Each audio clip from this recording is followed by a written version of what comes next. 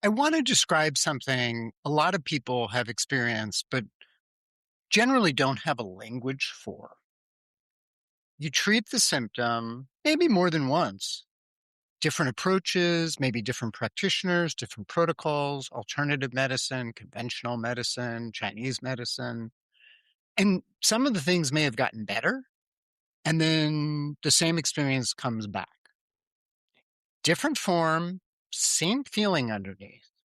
Maybe it's something like fatigue or insomnia. That's a big one. Or your anxiety. Or maybe it's something less physical and more personal, a relationship dynamic that keeps returning, or a pattern of overgiving until you collapse. It's the same experience, maybe in different situations, the same exhaustion, the same place. And it's not that you've done anything wrong. It's not that you did the wrong treatment. It's that whatever is running underneath what was treated is still there. Today, I want to introduce a question, not what is wrong with me, but what is my body or psyche trying to resolve? These are very different questions, and they lead to very different places.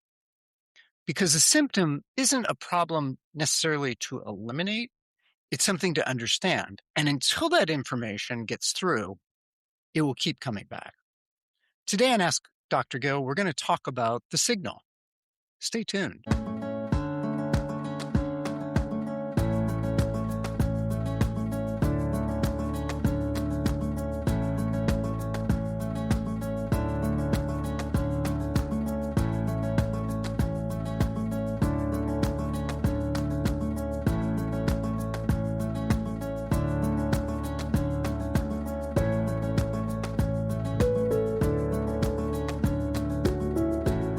Hello and welcome to Ask Dr. Gill. I am your host, Dr. Gill Winkleman, and today I want to define something, and I've alluded to this in other podcasts, and I want to talk about this clearly before we go further, because this word sometimes gets used loosely, and it's certainly used in different contexts, but I want to define it for how I am working with this.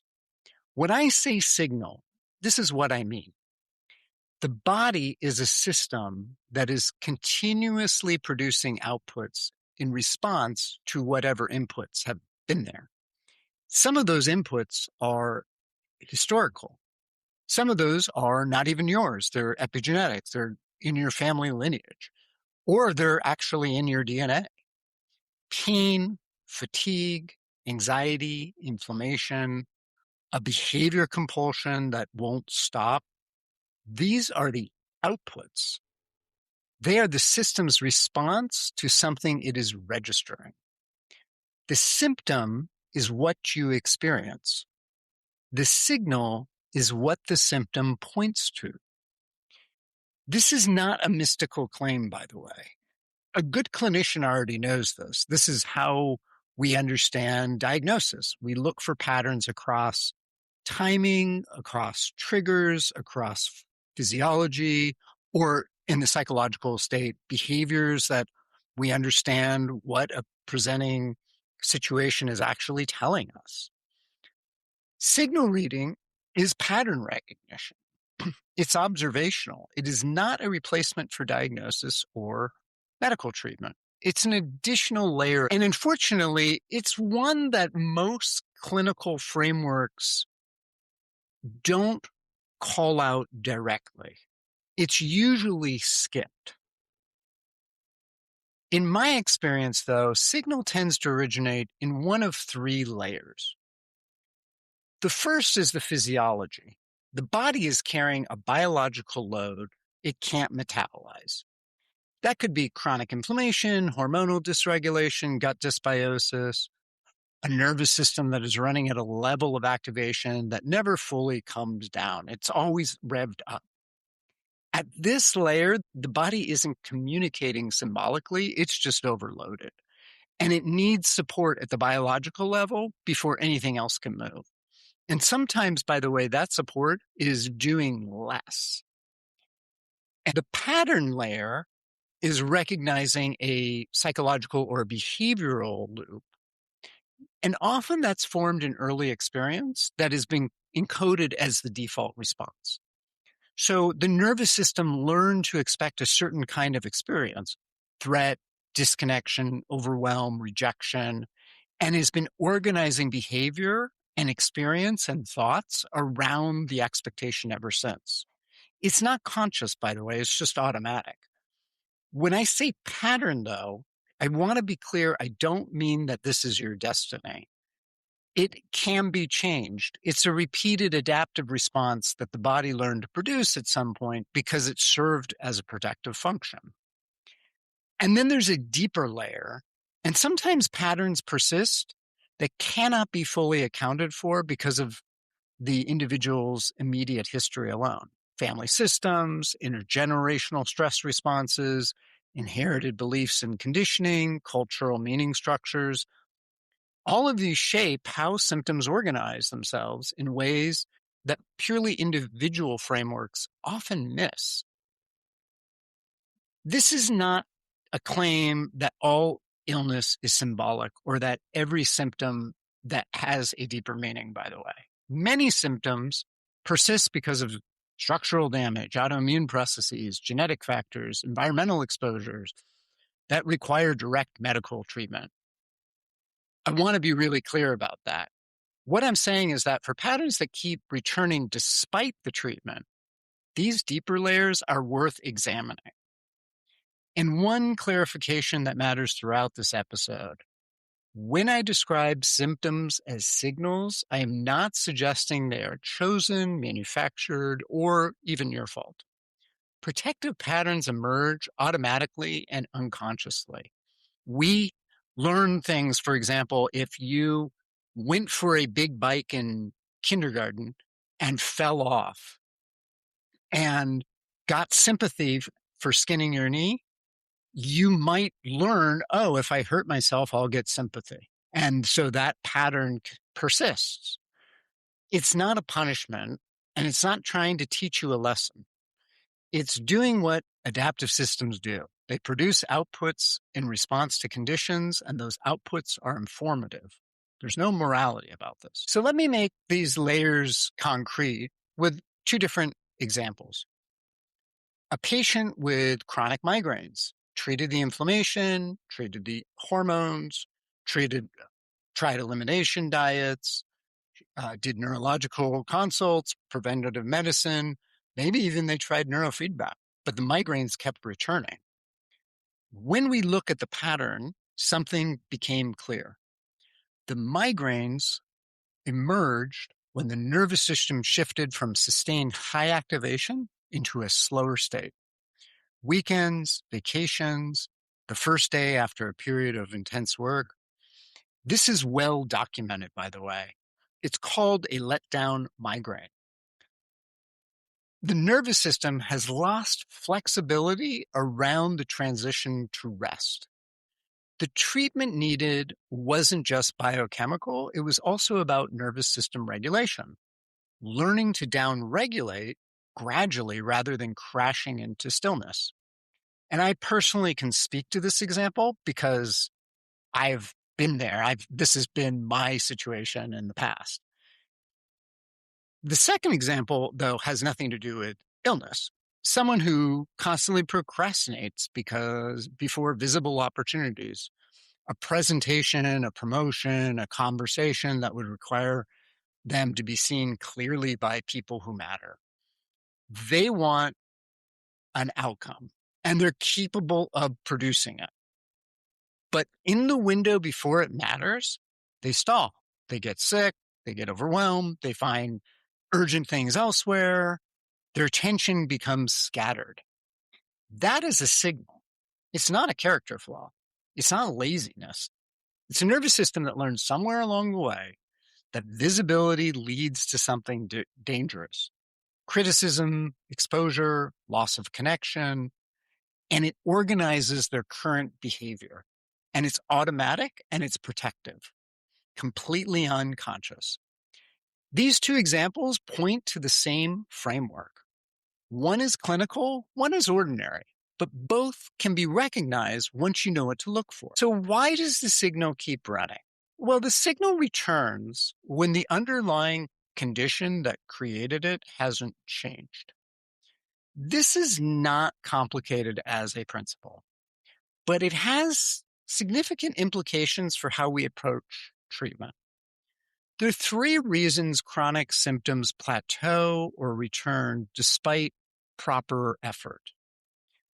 The first is we may be treating the wrong level.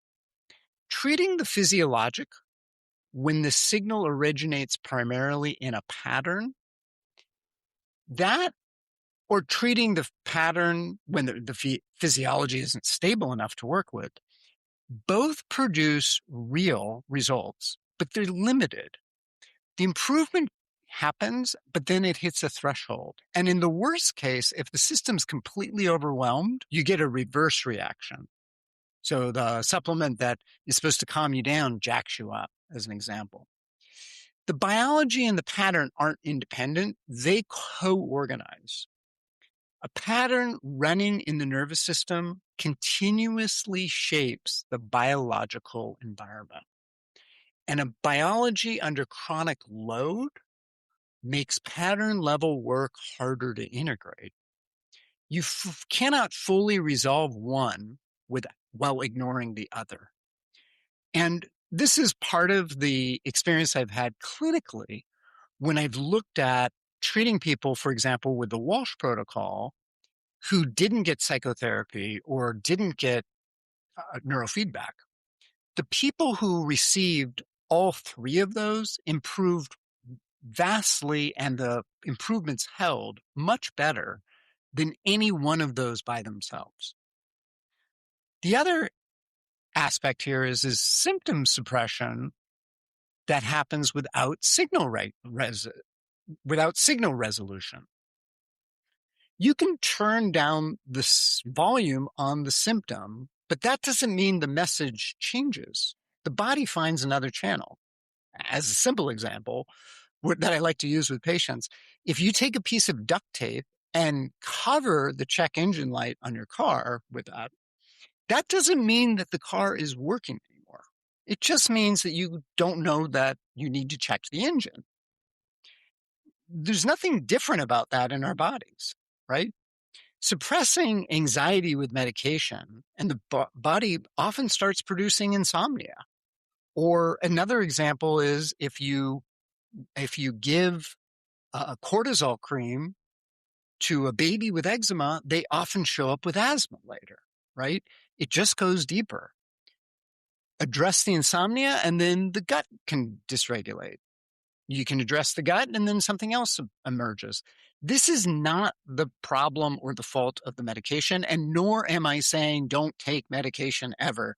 If you have a really bad migraine, take the medication you've been given to get through it, right? It's not the body malfunctioning, though. It's that the signal finds the next available output because the underlying issue hasn't been touched. This is one of the most common patterns that I see, and is one of the most demoralizing for patients because it looks like failure when it's actually information. The third level is identity maintenance. Now, this is very subtle and also very important. The nervous system maintains outputs that stabilize a familiar identity structure. And it's subconscious. It's just done automatically. And we all do this. Like, we all have identities and thoughts about who we are that keep us doing what it is that we keep doing, whatever that is, right? So if someone's identity is organized around being the sick one, or the struggling one, or the one who needs help, or the one who's always helpful, then recovery creates an identity crisis that the nervous system may resist at first, because the illness may be part of the identity. And this is true with a lot of different things. Someone's identity is organized around being the strong one, or the one who never stops, or rest becomes threatening. The body may produce symptoms that force it. This isn't chosen, and this isn't a character flaw. This is the nervous system doing what nervous systems do, which is defending a known state against an unknown state. even though the known state is uncomfortable. And, as a simple example, if you've ever had a promotion at work, sometimes there's a little bit of something within you that resists that because you're like, well, wait a minute, if I get the promotion, then X, Y, and Z can happen. It's not that it's bad, it's just unfamiliar. And we have to recognize the disfamiliarity and be willing to let go of that. And eventually, if you work with that in the nervous system, then the nervous system's model can be updated. So the recurrence of these symptoms isn't a failure. It's just information. It's the system saying, we haven't gotten to what we need to yet. So we're going to take a quick break. And on the second half of the show, I'm going to talk about how to read the signal. So stay tuned.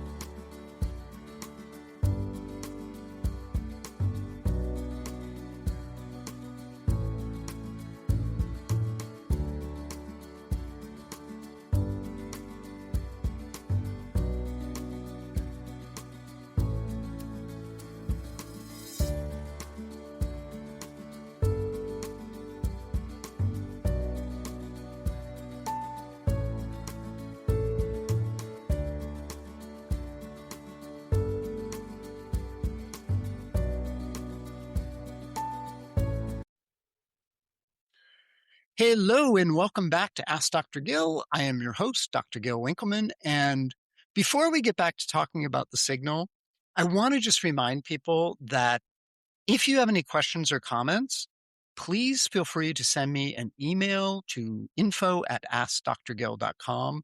I also want to thank the person from Toronto who emailed and said that the comments were turned off, which I didn't realize that was the case on YouTube.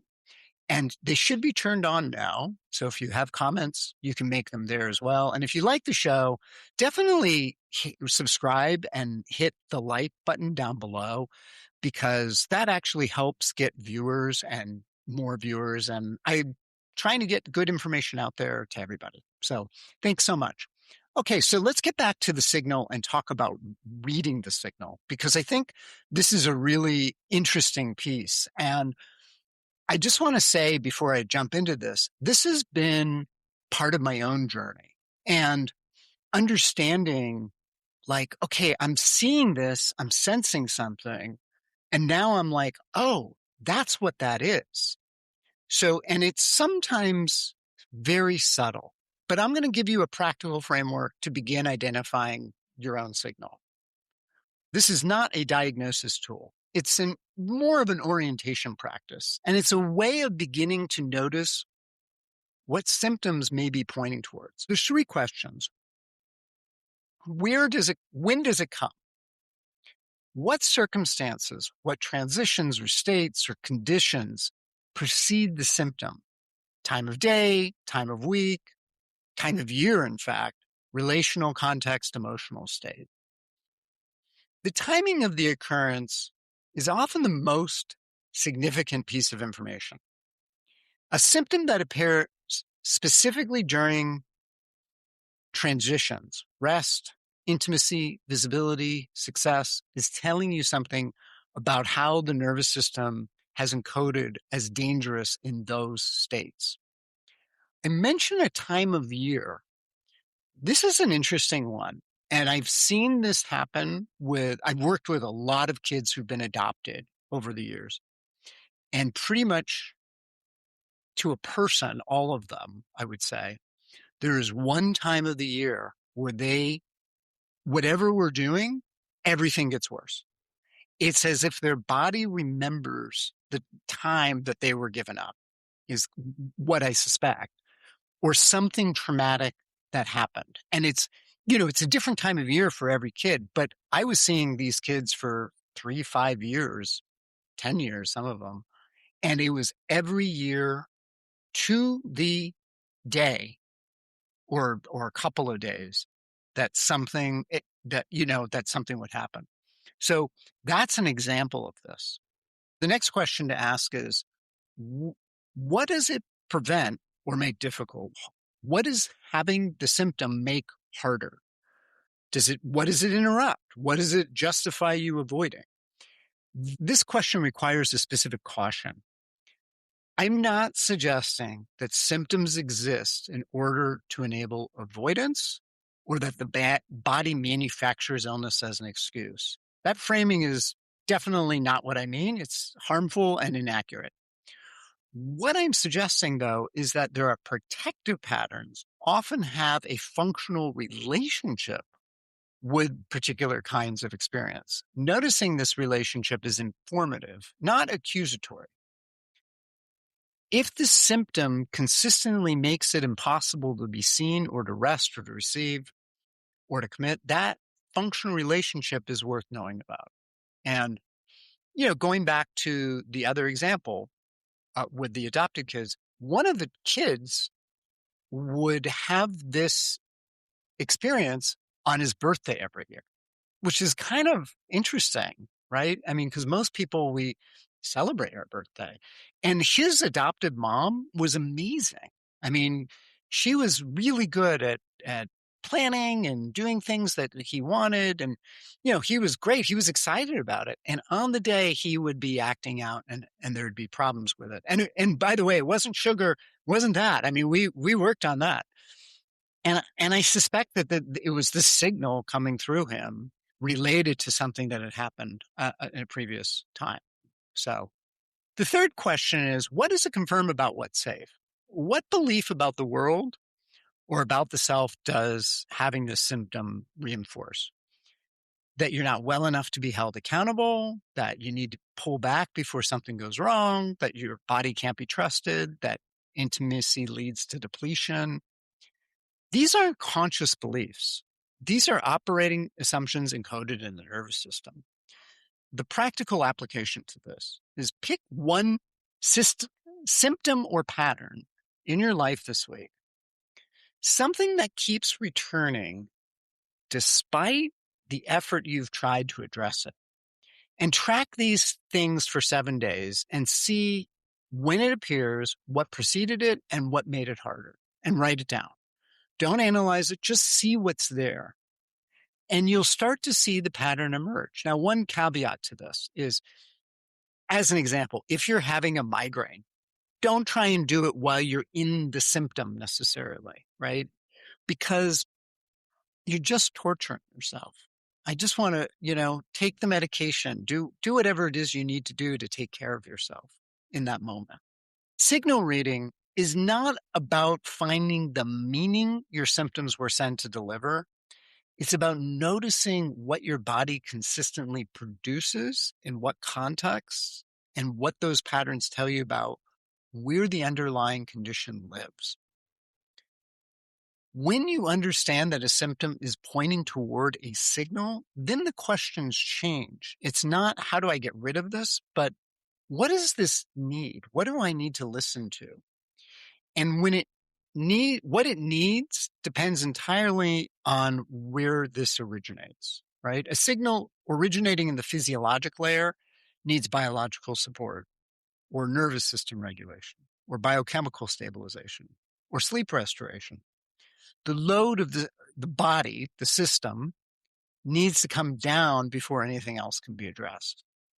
And if you're attempting deep psychological work or pattern work when the physiology is in crisis, it's like trying to renovate a house that's on fire. Like I said, if you have a migraine, don't do this while you have the migraine, right? A signal originating At the pattern layer needs new experience, not insight. Insight is helpful to a point. The person usually understands this already, right? If you've been to therapy, you understand, oh, this thought leads to this experience. You understand that.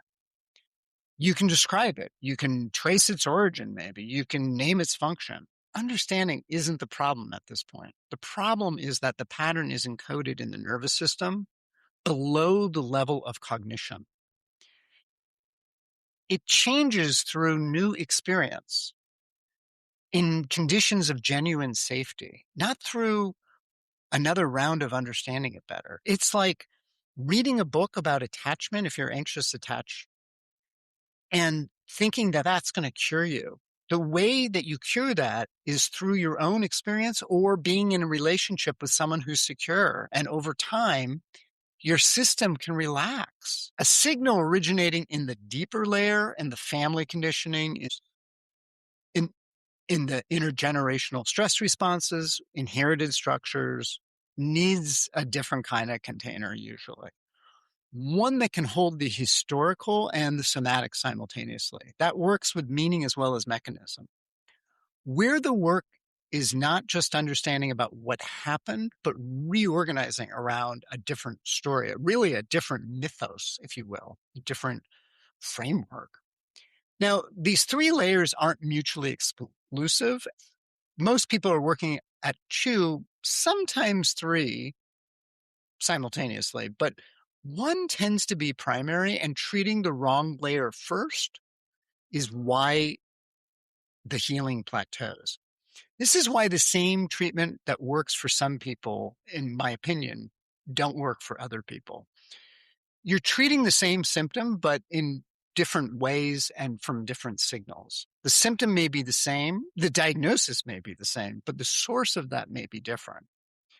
And it's also why insight alone rarely resolves chronic issues. That insight reaches the cognitive layer, but many signals live below it. Many of these signals exist before you were verbal, right? We made assumptions about the world before we could speak that we don't realize that we've made.